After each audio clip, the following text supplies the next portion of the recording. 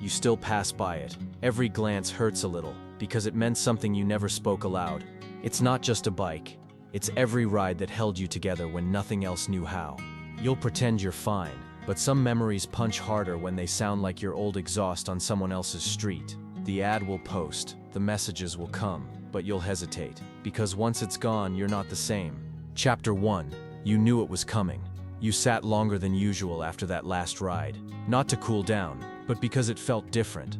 You paused in the garage, didn't speak, didn't touch it, just stood there like something sacred was about to end.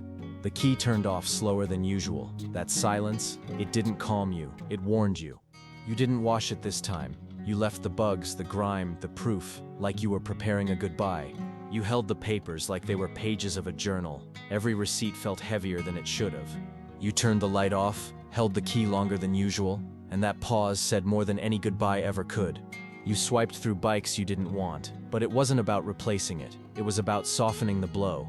You didn't fill it up. Almost like subconsciously, you didn't want to ride it one more time too soon. You stood there, not riding, not thinking, just trying not to feel the moment land deeper than expected. You left the mirror facing inward. You didn't want to see yourself walk away when it finally gets sold. Chapter 2.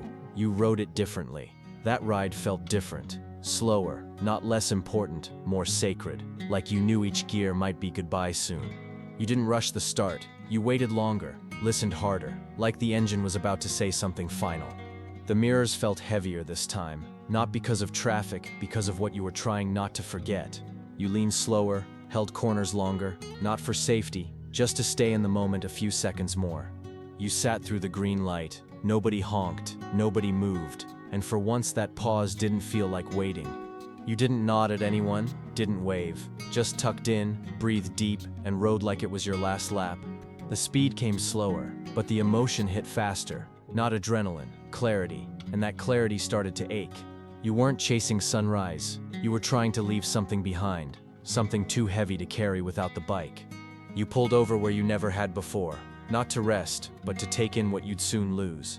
You walked further than usual after parking, not because of distance, but because returning felt harder than leaving. Chapter 3. You started saying goodbye without saying it. You cleaned it slower, not to shine it, just to connect with the parts you knew were leaving soon. You didn't pack them away, didn't store anything, like you hoped someone would see it and ask questions first. You looked at it longer than usual, not in pride, in uncertainty. What does a goodbye even look like? The links clinked like a clock ticking down. You weren't servicing it, you were holding on in slow motion. You set everything out like a shrine, not staged, just instinct, as if order would soften the blow. The helmet still smelled like that last ride. You left it there for a reason you couldn't explain yet. You didn't want to talk. You didn't want music. The bike was loud enough without ever turning it on. You caught your own reflection, not to pose, just to check if your face finally matched how your chest felt. You wiped dust from the block, didn't know why. Maybe to feel it one last time without it leaving skin. You left the light on again, not out of carelessness, but so it didn't feel cold when you walked out. Chapter 4. The day you let it go. The sun hit different that day. You didn't warm the engine. You just stared and started zipping things closed. The message came in casual, but it hit like a punch. Seeing someone else want it made it real fast. You stared at the paperwork longer than expected. That wasn't paper. That was chapters printed in grease and regret. You stepped into the gear slower than usual, not because of nerves, because it felt like dressing for loss. You didn't ride it there, you walked it out, like rolling a casket, wheels steady, body heavier than ever. It turned over fast, but your hands didn't move right. They hesitated, like the engine started without your blessing. That last look didn't need words. You didn't cry, but something under your ribs broke harder than expected. You watched the straps tighten like they were closing a story. Your breath caught more than once during that load. The wheels disappeared slowly. You didn't wave, you didn't move. You just stood there feeling the silence stretch longer. You came back inside, sat on the bench, and didn't touch anything. The garage looked like a past life. Chapter 5. Regret starts quiet. The floor looked too clean. You kept glancing over, like it might reappear out of memory or habit. You told yourself it was done. But your body twitched, your hands curled like the engine had never left. You found an old receipt, one fill-up, one ride. It hit harder than the day it actually happened. That red sold tag hit harder than expected. It didn't mean the money landed, it meant something else left. You tried standing where the bike used to sit. It didn't feel right. The light didn't land the same anymore. You heard someone else ride past, and your chest cracked in the center like it remembered a voice too loud. You looked at old photos too long, not for nostalgia, but to confirm you didn't dream that life. You kept something. You said it meant nothing, but your thumb wouldn't stop rolling it like muscle memory still lingered. You stepped outside fast, but stopped mid-breath when your hand didn't land on anything but empty air and cold. You stood there longer than usual, waiting for something to come back, but all that returned was quiet regret again. Chapter 6. Maybe you shouldn't have. You didn't move it. You couldn't. The helmet sat there like it still had something to say to you. You saw the same model listed. Your stomach turned like the universe was mocking what you let go too early. That tone was the same. You didn't even look, you already knew it wasn't yours. That's what hurt. You read the message twice. The invite felt heavier than usual. You weren't ready to face an empty lane. You almost tapped start, but the idea of riding it without your bike felt like stealing from yourself. You reached inside and pulled the stub, crumpled and faded. It made your hands tremble in the cold garage air. It was perfect weather. The kind of day your bike waited for. The kind of ride you just lost. The buyer messaged again. You smiled, but your jaw locked. You didn't want it to be perfect without you.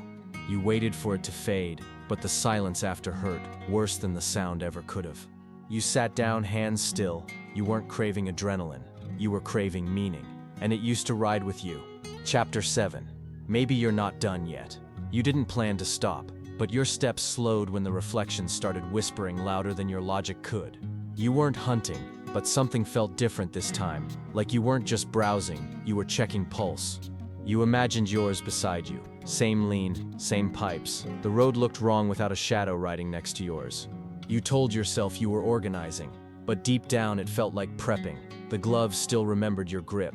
You swept without reason. You shifted tools you hadn't used since. The space still smelled like something unfinished was hiding.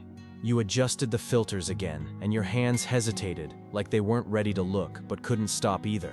You didn't move, just stared ahead, imagining the wind catching your sleeves like it used to when you leaned in. The sound woke something. Not envy, not pain, just that primal click inside your spine. It's not over yet. You didn't ride, you didn't move, but your body buzzed quietly, like it was charging for something not yet planned.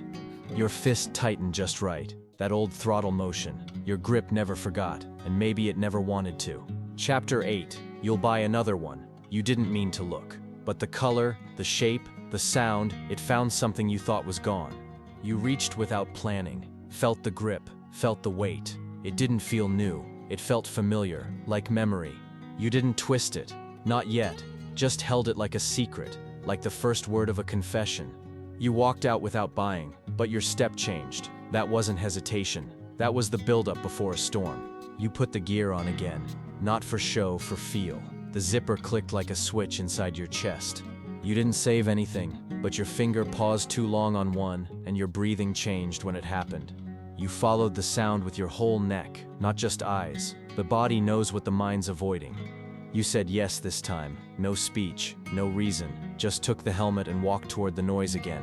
You didn't flinch. You walked with purpose this time. You weren't curious anymore. You were coming back to life. No words, no hesitation. Just the sound, the throttle, the lean, and your soul snapping back into its rightful seat.